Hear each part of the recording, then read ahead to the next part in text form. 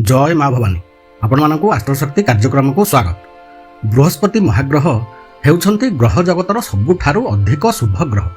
बृहस्पति महाग्रहंकर आशीर्वाद बिना कोनोसी व्यक्ति जीवन में बहुत उन्नति करि पारि न थाए किंबा किछि समय पई चरम सीमा रे पहुँचले मध्य सबुदिन पई सही स्थान रे रहि पारि न थाए, तळकू आसीबाकू पड़ि थाए।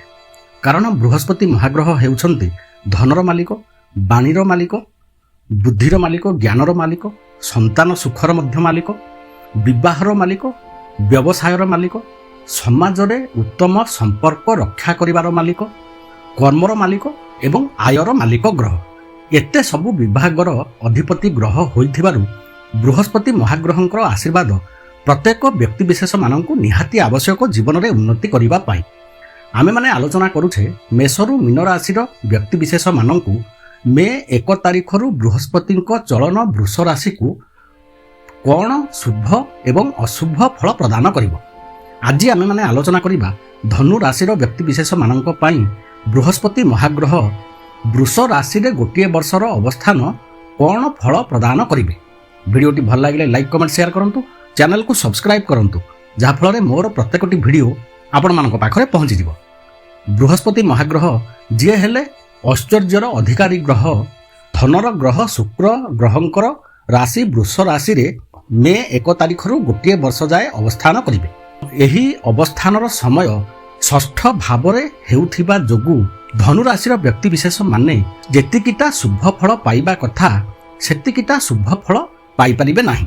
बृहस्पति महाग्रहंकर विषय रे जानिबा पूर्वरु धनु राशिर व्यक्ति विशेष माने प्रथमे जानंतु अन्य तीनोटी ग्रह जो माने बहुत अधिक समय धरी गोटिए राशि रे अवस्थान करिथांती एवं आम मानंकु बहुत मात्रा रे प्रभावित करिथांती, सेमानंकर अवस्थिति कोन रहिबो एवं सेमाने धनु राशिर व्यक्ति विशेष मानंकु कोन फल प्रदान करिवे मे 1 तारिखरु गोटिए वर्ष जाए।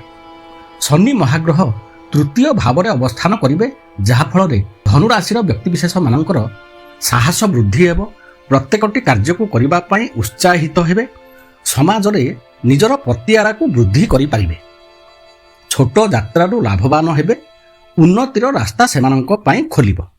राहु महाग्रह चतुर्थ भाव रे अवस्थान करुथिबा जोगु एहा दुखर समय, परिवार मध्यरे अशांतिर समय, सेथि पई दृष्टि रखिबा निहाती आवश्यक। केतु महाग्रह दशम भाव रे अवस्थान करुथिबा जोगु एहा भय प्रदान करिबो, प्रत्येकटी कार्य को करिबा पई दुख शोकरे बहुत समय लिप्त रहिबे, कर्म हानिर मध्य बहुत संभावना अछि, सेथिपाई सतर्कता अवलंबन करंतु। यह तो गला तीनोटी ग्रहंक विषय रे। वर्तमान आलोचना करिबा बृहस्पति महाग्रह षष्ठ भाव रे रही धनु राशिर व्यक्ति विशेष मानंकु कोन फल प्रदान करिवे। षष्ठ भाव रे अवस्थान बृहस्पति महाग्रहंक पई एक शुभ स्थान नुहे, एहा एक दुस्थान होइथिबा जोगु धनु राशिर व्यक्ति विशेष माने एही समय रे बहुत दुख कष्ट जंत्रणा एवं मानसिक मनस्ताप भोग करिवे। रोग सेमानंकर वृद्धि हेबो, रोगरु उपशम पाइबा पई सेमानंकु बहुत अधिक प्रचेष्टा करिबाकू पड़िबो, रोग सहजरे चिन्हा पड़िबो नाही। शत्रु माने मित्रतापूर्ण व्यवहार उपर ठाउरिया भावरे देखाउथिले मध्य भितरे भितरे प्रबल शत्रुता आचरण करिवे।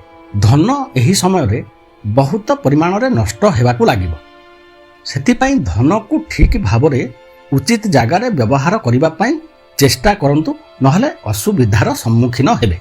नूतन कोनोसी व्यवसाय एही समय रे न करिबा भल। किंतु गोटिए सुखर कथा रहुछि, बृहस्पति महाग्रह कर्म भाव को दृष्टि रखिबे। बृहस्पति महाग्रहंकर दृष्टि बहुत शुभ होइथिबारु कर्म क्षेत्र रे बहुत झड़ झंझा आसिले मध्य से सबको पार होई एक भल स्थिति रे रही पारिबार संभावना तैयारी करिवे। धन भाव को दृष्टि देउथिबा जोगु धनर आगमन हेबो, किंतु खर्च भाव को मध्य दृष्टि देउछंती बृहस्पति महाग्रह। सेथिपाई जेतिकी धनर आगमन हेबो ता ठारू अधिक खर्च हेबार मध्य संभावना। मांगलिक कार्य रे मध्य धन व्यय हेबार बहुत संभावना रहुछि, एहा हेले सेतेटा क्षतिकारक नुहे। सेथिपाई धनु राशिर व्यक्ति विशेष माने मे 1 तारिखरु गोटिए वर्ष जाए निज धन को ठीक भाव में व्यवहार करंतु, କର୍ମକ୍ଷେତ୍ରରେ ସତର୍କ ହୋଇ କାର୍ଯ୍ୟ କରନ୍ତୁ।